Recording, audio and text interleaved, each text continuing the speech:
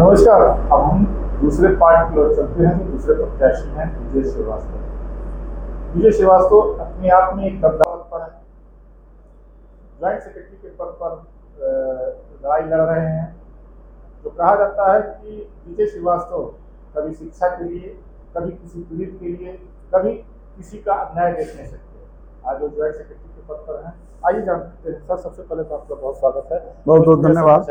आज सुबह भी आपसे मुलाकात हुई, इस तरह की बातें नहीं हुई। अभी इस तरह का बातें अचानक पता चला आप ही के कार्यकारियों से और आप ही के कार्यकर्ताओं से। सर, क्या कहना चाहेंगे आने वाले 6 तारीख को चुनाव जीतने के बाद? सबसे पहला क्या काम है? देखिए, पहले तो हम भोजपुरिया चैनल के बहुत बहुत धन्यवाद देते हैं कि भोजपुरिया माटी से महकत ही चैनल भोजपुरिया में इंटरव्यू लेता है। हमके बहुत खुशी के बात बा। हम चित्रकूट मंदिर सभा में 2004 से आजीवन सदस्य बानी, लगभग 21 साल पुराना। लेकिन हमके ई नहीं पता रहल कि चुनाव लड़ने के जो प्रक्रिया बा उमें कौन पद कैसे का होला। एमे हम तो मंदिर में सेवा हम अपने जब ज्वाइन के लिए मंदिर उस समय हमके पूरा याद बा। हम अपने हाथ से पोछा लगेले बाटी भगवान जी के फर्श के आगे। तो 2004 से हम मेंबर बाटी। इस समय चूंकि कार्यकारिणी में अले के बाद नियमता हम संयुक्त मंत्री के पद के योग्य भइल बाटी, तो हम अपन एजा पर्चा दाखिला कैले बाटी और ये सोचा ताटी कि लोगन से सहयोग भी मांगा ताटी कि लोग हमके सहयोग करें ताकि हम संयुक्त मंत्री के पद पर आई। जोन भी हमरे दिमाग में पहले से जोन बात चलत रहल, जोन भी हमरे दिमाग में आज बात बा भविष्य खातिर, वो हम ओ पे विचार कर सकी। कहा कि जबले व्यक्ति संवैधानिक पद पे नहीं आवेला तो ओकर आवाज टूटी खाना में दब के रह जाला। जैसे मंदिर सभा में आप देखी कैमरा ओवर करी, कंप्यूटर हम अपने माता जी के याद में वो कंप्यूटर हम डोनेट कैली, जो पहला हमार मंदिर सभा खातिर एक काम रहल। दूसर चीज, जब हम लोग यहाँ रहली, जब हम लोग एक्टिव भैली यहाँ पे, तब महाआरती के कार्यक्रम एक एडवोकेट पवन श्रीवास्तव जी बाटे और डॉक्टर सत्येंद्र सिन्हा जो भाजपा के नेता हन, वो हमरे घरे आई रहे लोग, हमरे ड्राइंग रूम में बैठल रहे लोग। वहीं से प्लान भइल कि एक तो आरती के कार्यक्रम काहे नहीं होखे। तो वो महाआरती के बाद हमरे कमरा में से शुरू भइल। हमन के 4-5 जनी के एक तो बड़ी सशक्त टीम बा, पहला रहल, अब्बो बा, भविष्य में भी रही। वो पूरा टीम में एकजुट भइल। आदरणीय उमेश श्रीवास्तव जी रहना है, आदरणीय अतुल श्रीवास्तव जी रहना है, आदरणीय रत्नेश श्रीवास्तव जी रहना है, आदरणीय वैद्य अरुण श्रीवास्तव जी रहना है, सुशील श्रीवास्तव जी रहना है और उस समय के अध्यक्ष अनूप श्रीवास्तव जी भी रहना। वह महाआरती पूरा अच्छा चलल, खूब चलता, अब्बो चलता। कोनो विशेष परिस्थिति में एक आध को महाआरती थोड़ा या तो कोनो उस समय गमी भइल होके या कोनो ऐसा कार्यक्रम होके कोनो ऐसा उहे छोड़ के, नहीं तो अनवरत वो महाआरती जो हमरे ड्राइंग रूम में से बातचीत भइले के बाद शुरू भइल रहल, वो आज ले चलता।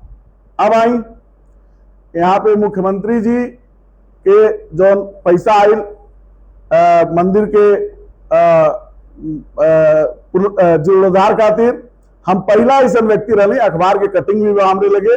हमारे मन में पीड़ा भइल कि गुरुद्वारा खातिर मिला था, शंकर जी के मंदिर खातिर मिला था, तो हमरे चित्रकूट भगवान के मंदिर जो की यहाँ के एक तो मठ है, जो चित्रकूट मंदिर के गोरखपुर के चित्रकूट भगवान चित्रकूट के मंदिर के पूरा विश्व में नाम बा।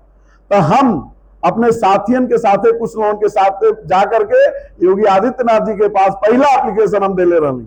पहला एप्लीकेशन की महाराज जी, जैसे आप सरकार में आप खातिर सारा मंदिर सारा चीज एक तरफ बा और वो हमरे चित्रकूट मंदिर खातिर भी मिले के चाहिए। तो उस समय बात आई लाल की 3 करोड़ रुपया लगभग मिली मंदिर के जीर्णोद्धार खातिर, लेकिन बाद में वो शायद कोनो वजह से 1 करोड़ 8 लाख रुपया स्वीकृत भइल। तो हम पहला वो व्यक्ति हैं जो पूरा सब समाचार पत्र में, वो अखबार में वो खबर छपल रहे कि जब हम योगी आदित्यनाथ जी से हम एक सामाजिक कार्यकर्ता के रूप में जाकर के हम एक सामाजिक समिति हमन के रहल, उस समिति के माध्यम से हम लिखित एप्लीकेशन दे करके हम योगी जी से मिलल हम।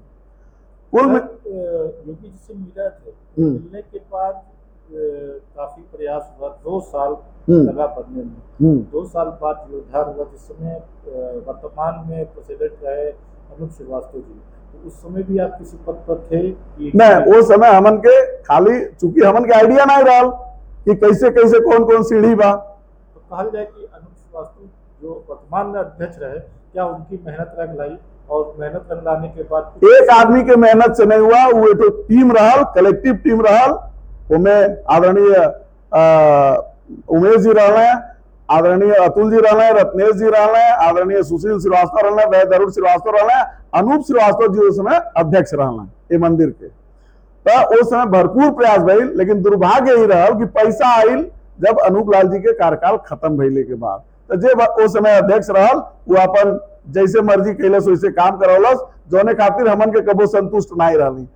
ए वजह से कि वो पैसा के सदुपयोग भइल रहा तो मंदिर और बम बम बोलत।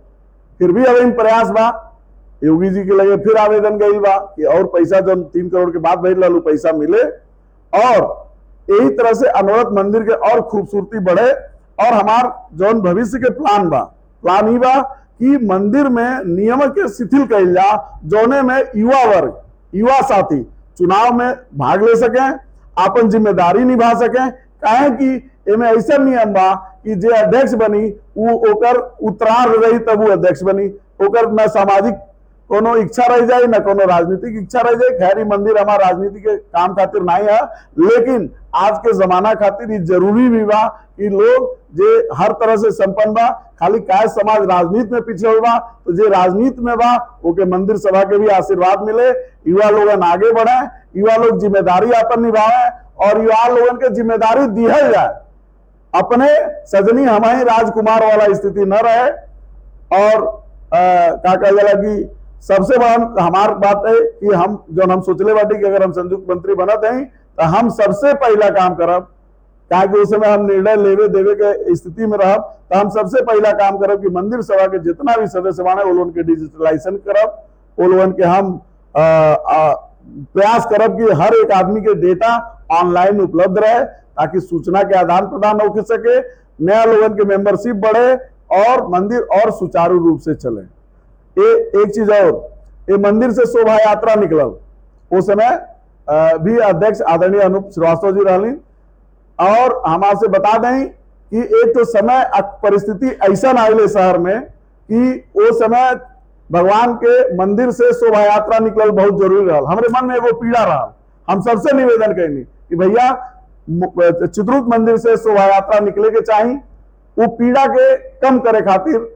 काहे कि हमके यो दो कई बात के अफसोस रहा, लेकिन ये अफसोस रहा कि शोभा यात्रा हर मोहल्ला से निकले, हर चित्रकूट समिति से निकले, तो जोने के शुरुआत चित्रकूट भगवान के मंदिर से होके, और वो हम ओकर न्यू डलनी, हम अपने जो समय के अध्यक्ष अनूप भैया जो टीम रहा, सब लोग एग्री भइल कि ना शोभा यात्रा निकली, ओकर परमिशन भी ना लोग देवे देते रहा। परमिशन हम पूरा गवाह वालों, पूरा उस समय के सब लोग गवाह वालों की परमिशन लेवे खातिर लोग इतना डिनाई करेला कि परमिशन लोन के चित्रकूट मंदिर के ना मिल पावे। लेकिन विषम परिस्थिति में सब जनी के धत्ता बता के अधिकारियों के सहयोग से हम परमिशन लेके शोभा यात्रा के पहले आईनी, और शोभा यात्रा स्टार्ट भइल। और आज शोभा यात्रा भी जो बहुत शानदार अपन निकला था।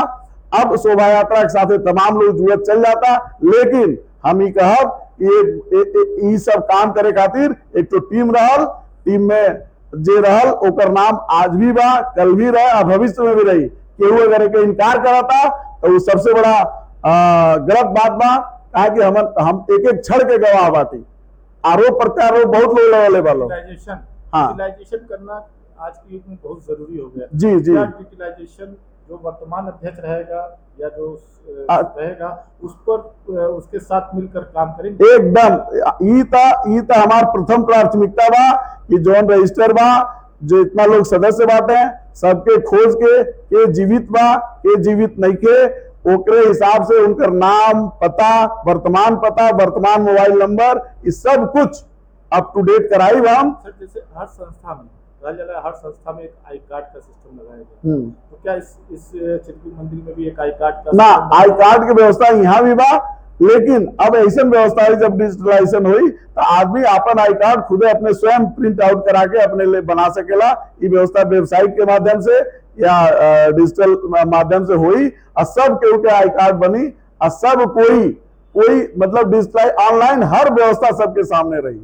ये हम व्यवस्था करे के तैयार बाटी। हम जे भी अध्यक्ष रही, जे भी उस समय कार्यकारिणी की मेंबर रही, जे जोन रही। हाँ, एक चीज और हमारा प्लान बा, 2-3 चीज हमने अपना दिल में सोचले बाटी कि जैसे कायस्थ के जोन बच्चा लोग बा कायस्थ परिवार के, उन लोगन के यहाँ पे भरपूर वो मिले।